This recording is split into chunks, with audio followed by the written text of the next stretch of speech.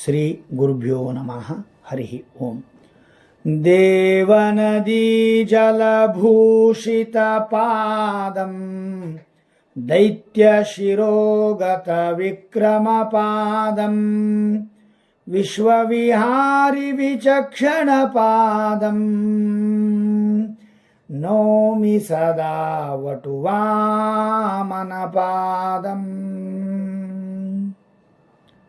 ಉತ್ತರಾದಿ ಮಠಾಧೀಶರಾದ ಶ್ರೀ 1008 ಸತ್ಯಾತ್ಮತೀರ್ಥ ಶ್ರೀಪಾದಂಗಳವರ ಪಾದಕಮಲಗಳಲ್ಲಿ ಸಾಷ್ಟಾಂಗ ನಮಸ್ಕಾರಗಳನ್ನು ಮಾಡುತ್ತಾ ಪಿತೃಪಕ್ಷದಲ್ಲಿ ಮಾಡಲೇಬೇಕಾದ ಕರ್ತವ್ಯದ ಬಗ್ಗೆ ಒಂದಿಷ್ಟು ಚಿಂತನೆಯನ್ನು ಮಾಡೋಣ. ಪಿತೃಗಳ ಆರಾಧನೆಯನ್ನು ಮಾಡಿದರೆ ನಮ್ಮ ವಂಶ ಉದ್ಧಾರವಾಗ್ತದ್ರಿ. ಅದಕ್ಕಾಗಿ ಪಿತೃಗಳ ಉದ್ಧಾರ ಆಗಬೇಕಾದರೆ ಯಾವ ತಿಂಗಳಲ್ಲಿ ಏನು ಮಾಡಬೇಕು ಎಂಬುದನ್ನು ಶಾಸ್ತ್ರ ಬಹಳ ಸ್ಪಷ್ಟವಾಗಿ ನಮಗೆ ತಿಳಿಸಿಕೊಡ್ತದೆ. ಭಾದ್ರಪದ ಮಾಸದ ಕೃಷ್ಣ ಪಕ್ಷ 15 ದಿನಗಳ ಕಾಲ ಪಿತೃಗಳ ಕಾರ್ಯವನ್ನು ಮಾಡಿ ಅಂತ ನಮಗೆ ಶಾಸ್ತ್ರ ಆದೇಶವನ್ನು ಕೊಡ್ತಾ ಇದೆ. ಪಿತೃಗಳ ಆರಾಧನೆಯಿಂದ ಏನೆಲ್ಲ ಲಾಭ ಇದೆ ರೀ. ನಮಗೆ ಆಯುಷ್ಯ, ಆರೋಗ್ಯ, ಯಶಸ್ಸು, ಕೀರ್ತಿ, ಮಕ್ಕಳಿಗೆ ಒಳ್ಳೆಯ ಓದು, ಅವರಿಗೆ ಮಕ್ಕಳ ಮದುವೆ, ಹೀಗೆ ವಂಶಾಭಿವೃದ್ಧಿ ಆಗಬೇಕಾದರೆ ಶ್ರಾದ್ದವನ್ನು ಮಾಡಲೇಬೇಕು ಅಂತ ಶಾಸ್ತ್ರದಲ್ಲಿ ನಮಗೆ ತಿಳಿಸಿಕೊಡ್ತಾ ಇದ್ದಾರೆ. ಶ್ರಾದ್ದದಿಂದ ಏನೇನು ಆಗುತ್ತದೆ ಎಂಬುದನ್ನು ಸ್ವಲ್ಪ ಚಿಂತನೆಯನ್ನು ಮಾಡೋಣ. ತೀರಿ ಹೋದ ಮರಣವನ್ನು ಹೊಂದಿದ ಹಿರಿಯರಿಗಾಗಿ ಶ್ರದ್ಧೆಯಿಂದ ನಿಷ್ಠೆಯಿಂದ ಮಾಡುವ ಕರ್ಮವನ್ನು ಶ್ರಾದ್ದ ಅಂತ ಕರೀತಾರೆ. ಶ್ರದ್ಧೆಯಿಂದ ಮಾಡುವುದಕ್ಕೆ ಶ್ರಾದ್ದ.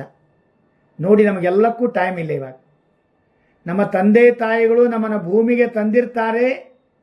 ಅವರಿಗೋಸ್ಕರವಾಗಿ ಒಂದಿಷ್ಟು ಪೂಜೆ ಮಾಡಲಿಕ್ಕೂ ನಮಗೆ ಸಮಯವಿಲ್ಲ, ಟೈಮ್ ಇಲ್ಲ. ಆ ದೇವತೆಗಳ, ಪಿತೃಗಳ ಅವರ ಸ್ಮರಣೆ, ಅವರ ಪೂಜೆಯನ್ನು ಮಾಡಿದಾಗ ಮಾತ್ರ ನಮ್ಮ ಜನ್ಮ ಸಾರ್ಥಕ. ಅದಕ್ಕಾಗಿ ಶ್ರಾದ್ದದಿಂದ ನಮಗಳ ಉದ್ಧಾರ ಅಷ್ಟೇ ಅಲ್ಲ, ಮಕ್ಕಳುಗಳು ಉದ್ಧಾರ ಆಗ್ತವೆ. ಮರಿಮಕ್ಕಳು ಆಯುಷ್ಯ, ಆರೋಗ್ಯ, ಯಶಸ್ಸು, ಹೀಗೆ ಎಲ್ಲವೂ ಕೂಡ ಚೆನ್ನಾಗಿ ಆಗಬೇಕಾದರೆ ಶ್ರಾದ್ದವನ್ನು ನಾವು ಮಾಡಲೇಬೇಕು. ಹಾಗಾದರೆ ಯಾರ್ಯಾರು ಮಾಡಬೇಕ್ರಿ?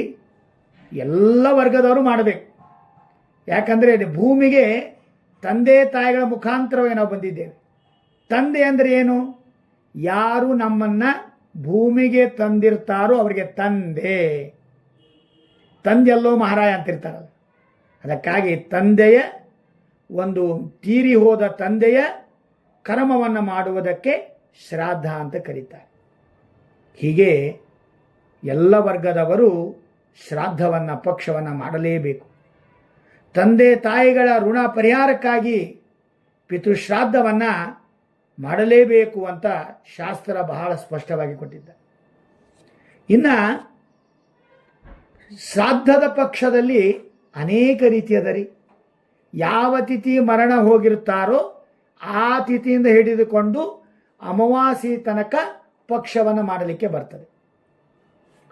ಇನ್ನು ಗಂಡ ಬದುಕಿದ್ದಾಗ, ಹೆಂಡತಿ ಮರಣವಾದಾಗ ಯಾರು ಶ್ರಾದ್ದ ಮಾಡಬೇಕು ಅಂದರೆ ಮಗನೇ ಶ್ರಾದ್ದ ಮಾಡಬೇಕು. ಅದಕ್ಕೆ ಅವಿಧವಾ ನವಮಿ ಅಂತ ಕರೀತಾರೆ. ಇದನ್ನು ಶಾಸ್ತ್ರದಲ್ಲಿ ಬಹಳ ಸ್ಪಷ್ಟವಾಗಿ, ಅತ್ಯಂತ ರಮಣೀಯವಾಗಿ ಇದೊಂದು ಹೆಣ್ಣು ಮಕ್ಕಳು, ಮುತ್ತೈದೆಯರ, ಮರಣ ಹೊಂದಿದ ಮುತ್ತೈದೆಯರ ಒಂದು ಹಬ್ಬ ಅಂತ ಕರೀತಾ ಇದ್ದಾರೆ. ಅದಕ್ಕಾಗಿ ಅವಿಧವಾನಮಿಯನ್ನು ಮಾಡಿದಾಗ ಮಾತ್ರ ಆ ಮನೆತನ, ಆ ಕುಟುಂಬಕ್ಕೆ ಒಳ್ಳೆಯದಾಗುತ್ತೆ. ಇನ್ನು ಅಪಘಾತದಲ್ಲಿ, ವಾಹನದಲ್ಲಿ ಮೃತರಾದರೆ ಯಾವಾಗ ಮಾಡಬೇಕು ಅಂತ ಹೇಳಿದ್ರೆ ಶಾಸ್ತ್ರ ಹೇಳುತ್ತದೆ ಘಾತ ಚತುರ್ದಶಿ, ಏಕೋದಿಷ್ಟ ವಿಧಿಯಿಂದ ಮಾಡಬೇಕು. ಒಂದೇ ಪಿಂಡ ಅವರಿಗೆ. ಅದಕ್ಕಾಗಿ ಅಪಘಾತಗಳಲ್ಲಿ ಘಾತ ಚತುರ್ದಶಿಯ ದಿವಸ ಅವರನ್ನು ಉದ್ದೇಶಿಸಿ ಶ್ರಾದ್ದವನ್ನು ನಾವು ಮಾಡಬೇಕು. ಇನ್ನು ಎಲ್ಲಕ್ಕೂ ಕೂಡ 15 ದಿನಗಳಲ್ಲಿ ಕೊನೆಯ ದಿನ ಅಂದರೆ ಸರ್ವಪಿತೃ ಅಮಾವಾಸ್ಯೆ.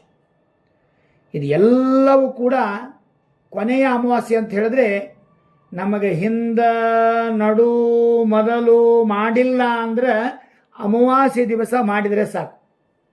ಅದಕ್ಕಾಗಿ ನಮ್ಮ ಭಾರತ ಸರ್ಕಾರ, ನಮ್ಮ ಕೇಂದ್ರ ಸರ್ಕಾರ ಮತ್ತು ರಾಜ್ಯ ಸರ್ಕಾರ ರಜೆ ಘೋಷಣೆ ಮಾಡಿದೆ. ಯಾಕೆ? ಹಿರಿಯರ ನೀವು ಪೂಜೆ ಮಾಡಿದರೆ ಮುಂದೆ ನಮ್ಮ ಸರ್ಕಾರದ ಕೆಲಸ ಯಶಸ್ವಿಯಾಗ್ತದೆ.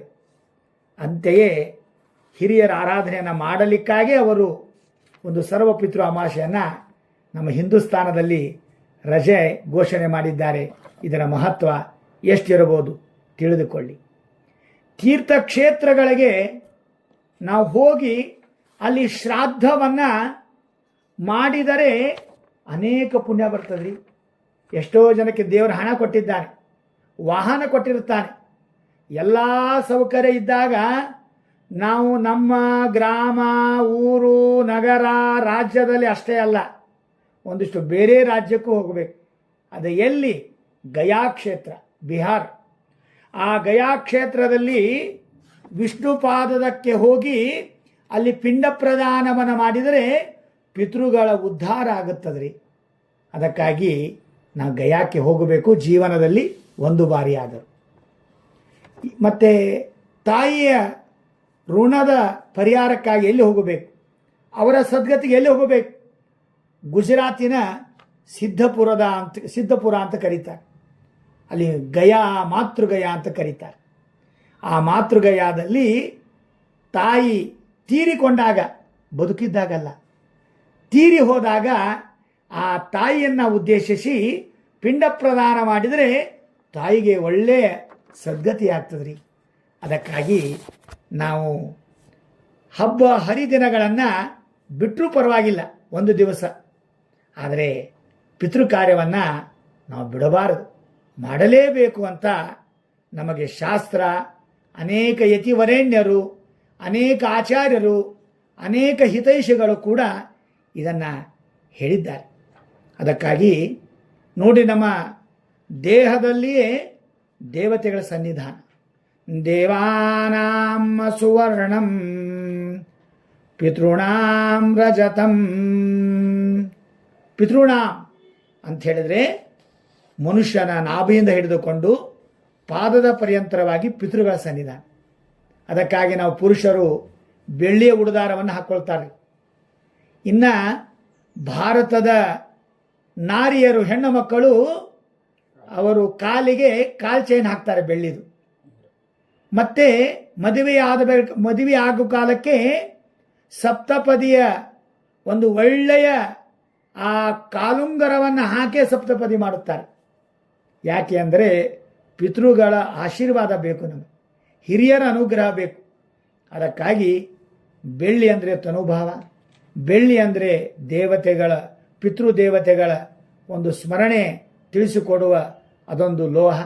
ಅದಕ್ಕಾಗಿ ನಾವುಗಳು ಕೂಡ ದೇಹಕ್ಕೆ ಬೆಳ್ಳಿನೂ ಬೇಕು, ಬಂಗಾರವನ್ನು ಧರಿಸಬೇಕು ಅಂತ ಶಾಸ್ತ್ರದಲ್ಲಿ ನಮಗೆ ತಿಳಿಸಿಕೊಟ್ಟಿದ್ದಾರೆ. ನಮ್ಮ ಸನಾತನ ಧರ್ಮದ ಅನೇಕ ರೀತಿಯಾಗಿ ಪಿತೃಗಳ ಶ್ರಾದ್ದವನ್ನು ಮಾಡ್ತಾರೆ.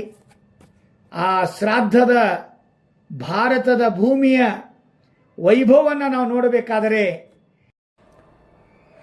ए वंदन की धरती है, अभिनंदन की धरती है, ए अर्पण की भूमि है, ए तर्पण की भूमि है, इसकी नदी नदी हमारे लिए गंगा है, इसका कंकर कंकर हमारे लिए शंकर है.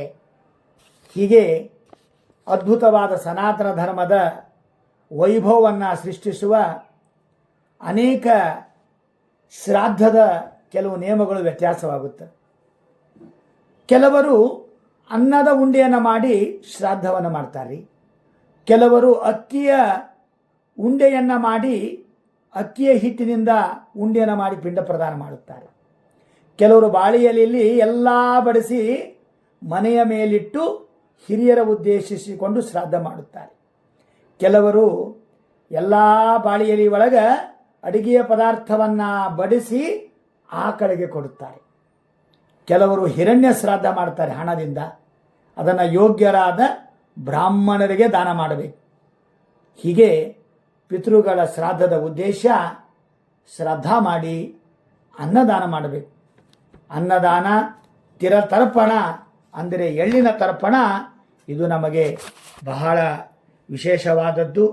ಅದಕ್ಕಾಗಿ ನಮ್ಮ ಶಾಸ್ತ್ರದ ಶ್ರಾದ್ದದ ಕೊನೆಗೆ ಆಶೀರ್ವಾದವನ್ನು ಮಾಡುವ ಮಂತ್ರ ಹೇಳ್ತಾರೆ.